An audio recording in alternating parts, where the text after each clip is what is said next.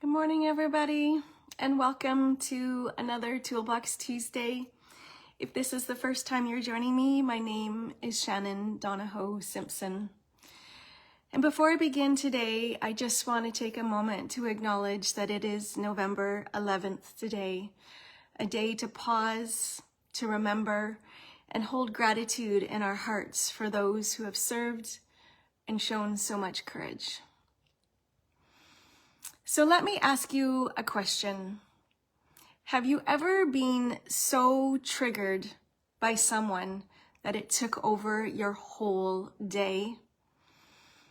You kept replaying the moment over and over, feeling angry, hurt, and even defensive. And yet underneath it all, you knew there was something deeper. And I want to say that was me this week. I found myself really frustrated and angry with someone who's been an important part of my life. And I wanted to be right. I wanted to justify my feelings. And honestly, for a while, I did. But then a dear friend reminded me what my counselor always says. Shannon, your triggers are your treasures. And I kind of sighed in that moment because I knew it was true, but I didn't want it to be true, at least not at that time. And then, as life would have it, the next morning I opened my emails and there was in my inbox the daily email from Shetty with this incredible quote from Carl Jung. And it says this: everything that irritates us about others can lead us to an understanding about ourselves. And I was like, oh man, there's the universe talking to me again. So Jay went on to say a few things that really resonated with me. And he said this: when you feel jealous, let jealousy remind you of what you really want. When you feel angry, let anger reveal your inner wounds. When you feel defensive, let defensiveness show what you're scared of. And when you feel impatient, let impatient expose your expectations. And when you feel sad, let the sadness illustrate your values. That really resonated with me when Shetty shared this.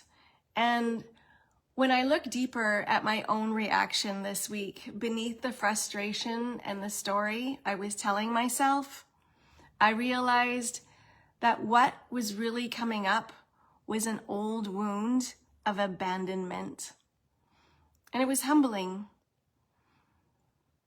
Because I can talk about triggers as treasures all day long, but it's a whole different thing when you're sitting in the middle of one. Last night, I was sitting down with my counselor, and we talked about the same theme again, and I rolled my eyes and I said, yes, I know, triggers are treasures.